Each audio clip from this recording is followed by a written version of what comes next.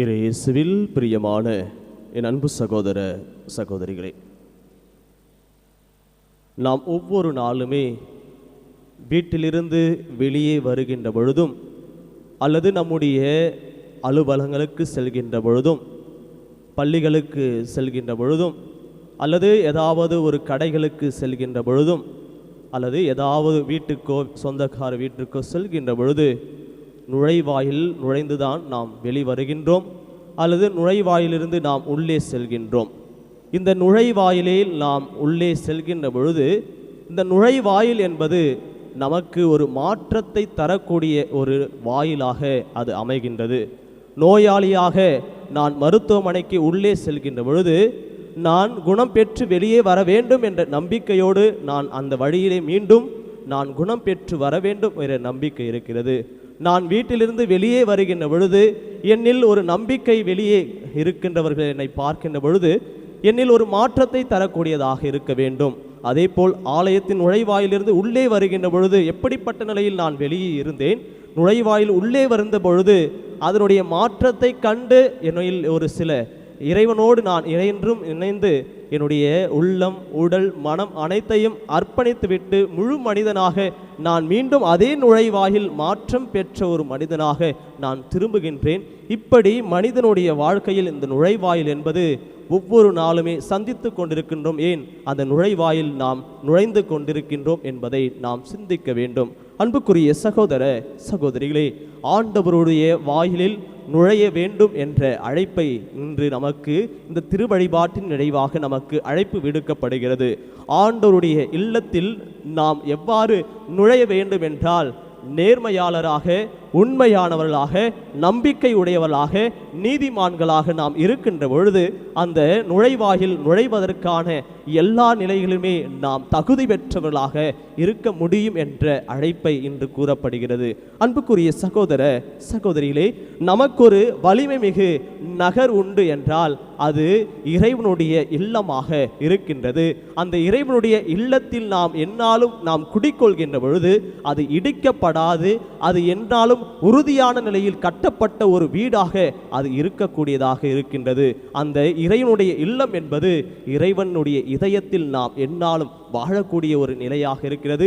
அதே போல் அந்த இல்லத்தில் வாழ்வதற்கான எல்லா நிலைகளுமே நான் எப்படி தகுதி பெற்றவனாக இருக்கின்றேன் என்ற நிலையை நாம் சுட்டி காட்டப்படுகிறது. என்னுடைய எண்ணத்தாலும், என்னுடைய வார்த்தையினாலும், என்னுடைய செயலினாலும், என்னுடைய வாழ்வாலும் எப்படி நான் இறைவனுக்கு ஏற்ற நிலையில் அந்த இல்லத்தில் வாழக்கூடிய நிலையில் நான் வாழ்ந்து கொண்டிருக்கிறேன் என்பதை இன்றைய வாசகங்கள் நமக்கு அழைப்பு விடுக்கப்படுகிறது.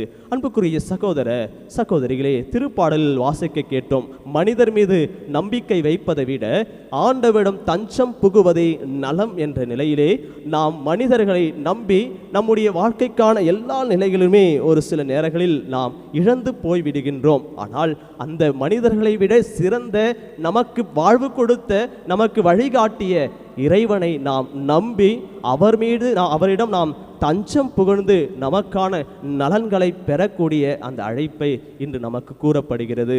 அன்புக்குரிய சகோதர சகோதரியே, இந்த நற்செய்தி வாசகத்தில் வாசிக்க கேட்டோம் சொல்லும் செயலும். இந்த சொல் என்பது அந்த இறைவார்த்தையை நாம் எப்படி நாம் கேட்கின்றோம், அது அந்த சொல்லானது எப்படி கேட்டு அதை விண்ணரசுக்கு உரிய நிலையில் நான் மாற்றுகின்றேன். என்னுடைய வார்த்தையை பேசுகின்ற பொழுது விண்ணரசுக்குரிய நிலையில் என்னுடைய வார்த்தை அமையக்கூடியதாக இருக்க வேண்டும். நான் பேசுவது ஒரு புறம் அல்லது செய்வது ஒரு புறமாக அது மாறுபட்ட வேறுபட்ட ஒரு நிலையோடு இல்லாமல் என்னுடைய சொல்லும் என்னுடைய செயலும் கடவுளுக்கு ஏற்ற நிலையில் இருக்கக்கூடிய அழைப்பை இன்று நமக்கு கூறப்படுகிறது.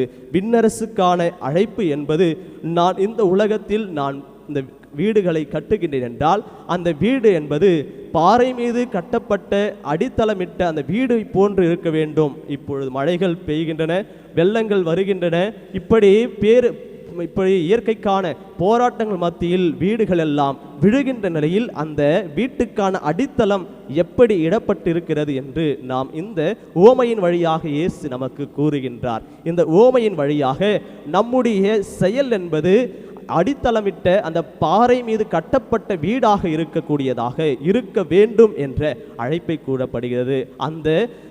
அந்த செயல் என்பது கடவுளுடைய திருவுளத்தை நிறைவேற்றக்கூடிய எல்லா நிலைகளிலுமே விண்ணரசுக்கான அந்த நெருக்கத்தையும், விண்ணரசுக்கான பணியையும், விண்ணரசுக்கான எல்லா நிலைகளிலும் என்னையும் என்னுடைய நிலைகளையுமே நான் பக்குவப்படுத்தி என்னுடைய இல்லமாகிய இந்த உடலையும் இந்த ஆன்மாவையும் நான் உறுதிப்படுத்தி இறைவனோடு என்றும் இணைக்கக்கூடிய ஒரு ஆற்றலையும் வல்லமையும் பெறுகின்ற பொழுது நம் வாழ்வில் இந்த பேர் அழிவோ, இடிக்கப்படுகின்ற இல்லமோ அல்லது எந்த நிலையிலும் நம்மை தேடி வருகின்ற பொழுது இறைவன் நமக்கு ஒரு பாதுகாப்பாக, கற்பாறையாக, அரணாக, நமக்கு ஒரு கோட்டையாக நம்மை பாதுகாத்து நம்மை வழி நடத்தக்கூடியவராக இருக்கின்றார். எனவே நாம் இறைவன் மீது ஆழமான, அசைக்க முடியாத நம்பிக்கை வைத்து ஒவ்வொரு நாளுமே இந்த ஆலயத்தினுடைய நுழைவாயில் நான் உள்ளே வருகின்ற பொழுது என்னில் ஒரு புது மாற்றத்தோடு நான் மீண்டும் திரும்ப வேண்டும் என்ற நம்பிக்கையோடு வருகின்ற பொழுது நிச்சயம் நமக்கான எல்லா நிலைகளுமே நம்முடைய உடல் சார்ந்த நோய்கள் மற்றும் மனம் சார்ந்த மனப்போராட்டங்கள், குழப்பங்கள், நம்முடைய ஆன்மீகம் சார்ந்த ஜபங்கள் ஜெபிக்க முடியவில்லை என்ற அந்த ஜபங்கள் வழியாக ஆண்டவருடைய அர்ப்பணிக்கின்ற பொழுது நிச்சயம் ஆண்டவர் நம்மை நிறைவாக வழி நடத்துவார் என்ற நம்பிக்கையோடு இந்த தெய்வீக திருப்பலியில் தொடர்ந்து மன்றாடுவோம். நல்லாயினேசு இன்றென்றும் வாழ்த்த பெறுவாராக. ஆமேன்.